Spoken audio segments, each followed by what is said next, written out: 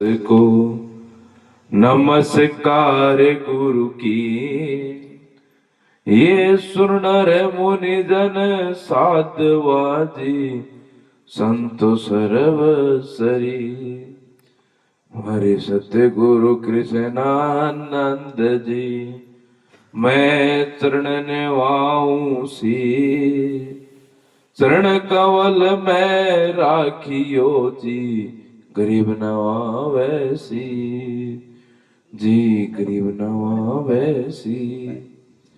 परम आदरणीय पूजनीय सतगुरु बंदी छोड़ दीप्तानंद जी महाराज, परम आदरणीय पूजनीय सतगुरु बंदी छोड़ हरिहरानंद जी महाराज, परम आदरणीय पूजनीय सतगुरु बंदी छोड़ कृष्णानंद जी महाराज, परम आदरणीय वंदे स्वामी ब्रह्मानंद जी महाराज, आई हुई सतगुरु की प्यारी साध संगत जी। अभी क्या विषय कह रहे थे कि सत्संग एक ऐसी औषधि है जो जीव को पलट देती है। क्यों? क्योंकि क्या पता क्या वाणी किसके मुख से निकलकर किसके हृदय को छू जाए। हम देख रहे थे पहले भी भाई पवन आश्रम पे भी आया करते, लेकिन कोई भाव नहीं था, क्योंकि सत्संग के अंदर इंसान अगर ठहर जाता है तो उसका मान टूट जाता है। उंगली मार डाकू थे और क्या नियम था?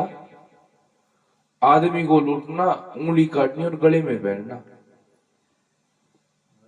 लेकिन जब भगवान गौतम बुद्ध नेपाल के पहाड़ियों से निकल रहे थे तो उंगली मार ने आवाज दी, बोला अरे ठहर जा। तो महाराज ने क्या कही? बोले अरे मैं तो ठहर गया, तू कब ठहरेगा? क्योंकि महापुरुष कल्याण करने के लिए आते हैं। अब महाराज ब्रह्मानंद जो साधन कर रहे थे ना, हमको बताया करते हैं, बोले हम साधन कर रहे थे महाराज जी, और जब महापुरुषों की कृपा हुई तो बोले हमें समाधि में कबीर शाह महाराज में से घीसा संत महाराज निकलते दिखे थे, और घीसा संत में से दीप्तानंद, और दीप्तानंद में हरिहरानंद, और हरिहरानंद में कृष्णानंद जी महाराज दिखे थे। सही है क्या? बोला जब हमने साधन किया तो हमको ये साक्षात दिखा था। किसकी महिमा है? गुरु की कृपा की महिमा है ना। आज महाराज जी को 48वां मौन साधन का भंडारा था, और महाराज जी को सिर्फ 6 महीने हुए थे बैठे हुए, गंगा जी प्रकट हुई थी। क्योंकि अगर हम पात्र बनेंगे ना तो गुरु कृपा करेंगे। अब स्वामी जी महाराज का कितना भाव था, अगर खेत में जाया करते तो वो टकटक ये लगा जाया करती। कैसा भाव था? निस्वार्थ भाव था अपने गुरु के प्रति। और जिसके लगी वो पार हुआ। उंगली मार डाकू का क्या था? तो महाराज गौतम बुद्ध ने कहा, बोले भाई इस पाप को जो आप कर रहे हो इसका भुगत भोगी कौन होगा? बोले जी ये तो मेरा कर्तव्य है, मैं अपने लिए और अपने परिवार के लिए कर रहा हूं। बोले जाओ परिवार से पूछ के आना। तो घर गया, माता से पूछी। माता बोली, बोले बेटा तेरा पिताजी हमारा पालन पोषण किया करता और ये तेरा कर्तव्य है। पत्नी से पूछी, उसने भी यही कह दी। तो उसको पछतावा हुआ। देखो कहां उन लोगों की जीवों की हत्या करते थे और कहा उन्होंने रामायण की रचना कर दी थी। सत्संग इसलिए बड़ा बताया गया ना, सत्संग की आदि घड़ी आदि से बुनियाद, तुलसी संगत साध की कटे कोटि अपराध। और महाराज दीप्तानंद जी एक बात कहा करते, बोला अगर हम सत्संग में आकर सत्संग की मर्यादा के साथ नहीं बैठेंगे ना, बोले हम पुण्य लेके नहीं जाएंगे, हम पाप की गठड़ी को अपने साथ लेके जाएंगे। हरदयाल दास जी का घर जल गया था, आज सब यहाँ पे समृद्ध बैठे हैं, उस समय घर भी नहीं बनते थे। तो उसका बेटा आया, बोला पिताजी घर चलो, बोला घर जलने वाला है। लेकिन महाराज किशासन जी सत्संग कर रहे थे, उठे नहीं, क्योंकि आज्ञा नहीं थी। वाणी आती है ना, गुरु आज्ञा से जाइए गुरु आज्ञा से आए, कह कबीर सर्वलोक वह नाए। महापुरुषों ने 3 लोक की भी नहीं, सर्वलोक की जिम्मेवारी ले ली। सत्संग समाप्त होया, लेकिन महाराज सारी जानते थे ना, लतन की जाना मन की जाना, जाना जित की चोरी। उस सतगुरु से क्या छुपाइए जिसके हाथ में डोरी। तो महाराज ने कहा रे हरदयाल दास गया नहीं, सारा घर जल गया। बोले महाराज आपकी आज्ञा नहीं थी। बोला जाओ, खेल किस चीज का है, और महापुरुषों को प्रसन्न करने का है ना।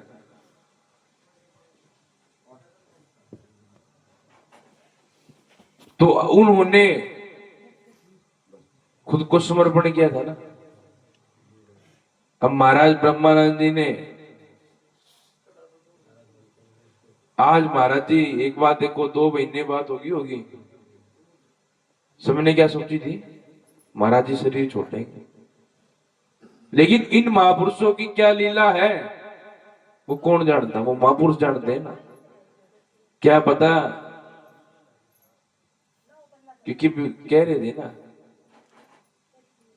एक संत भला करने के लिए आता है, क्या पता जीवों का कल्याण करने के लिए। अगर उसी समय चले जाते तो उस भाई के थोड़ा वो लगती, क्योंकि प्रेरणा देने के लिए महापुरुष लीला रचते हैं, और उस लीला को हम लोग समझ नहीं पाते।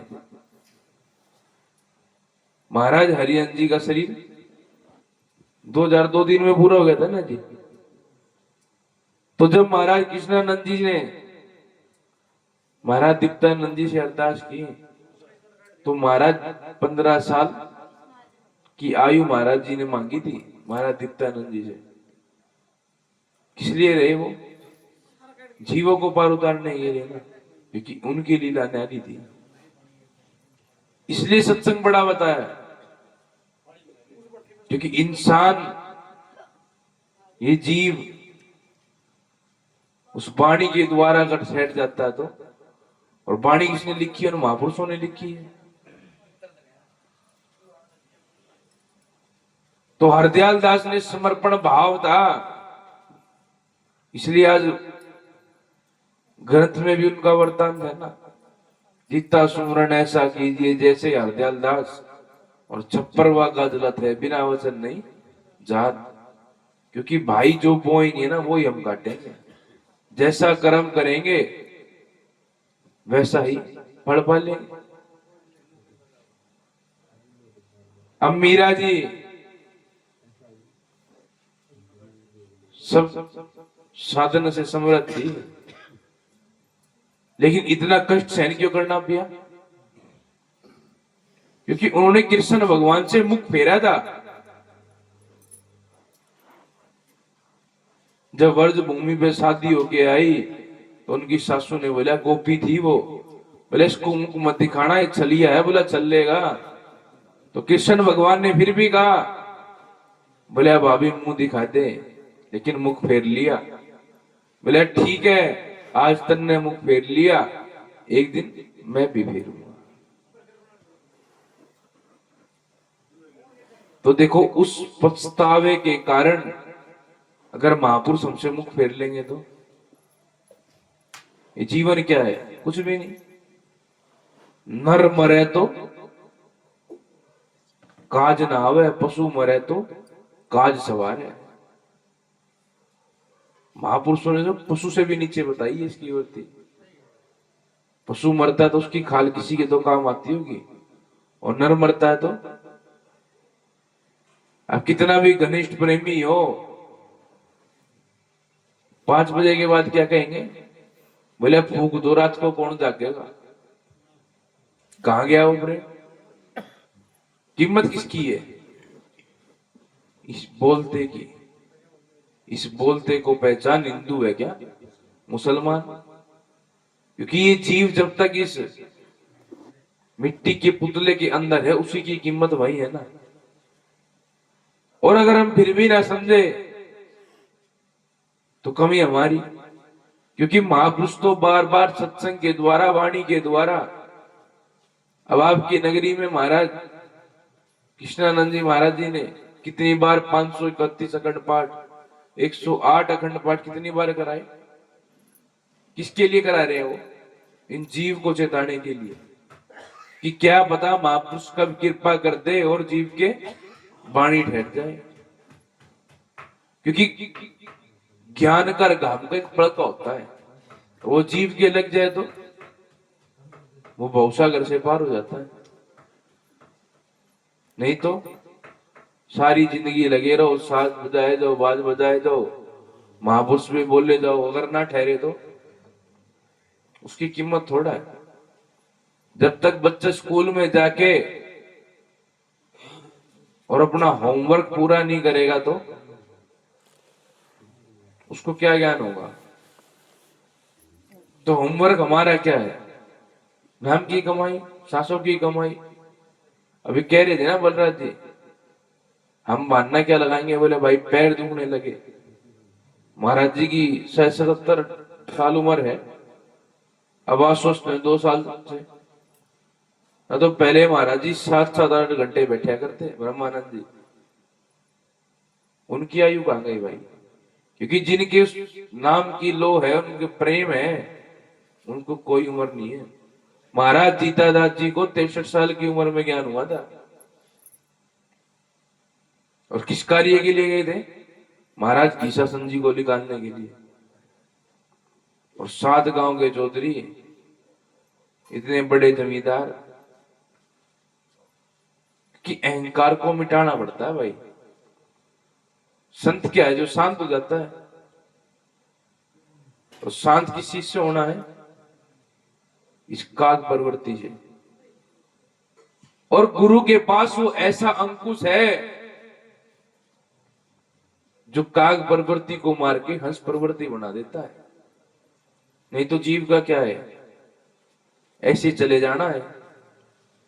लेकिन अगर जब तक हम उसकी कीमत नहीं समझेंगे, हम ज्ञानवीर, हम सारे हैं, सबको इन बातों का पता है, लेकिन मनन कौन करता है? कोई नहीं।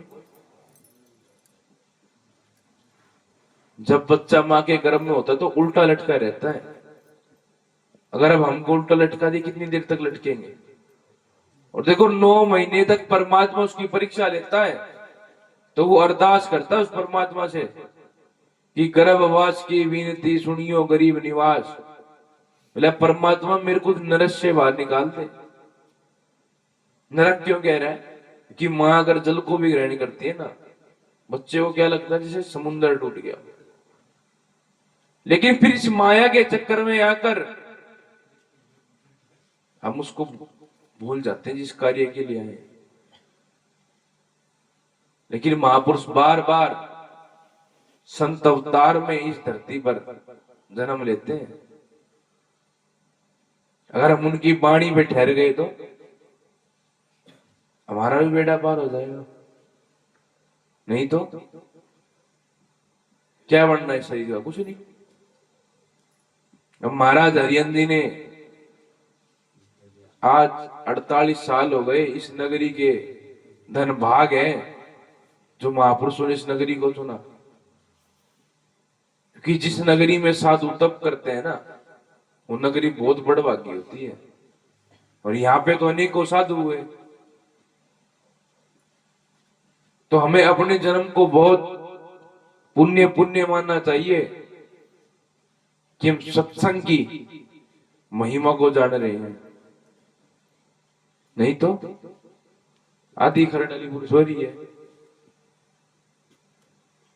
तो सत्संग इसलिए बड़ा बताया महापुरुषों ने, सत्संग की महिमा इसलिए बड़ी बताई है।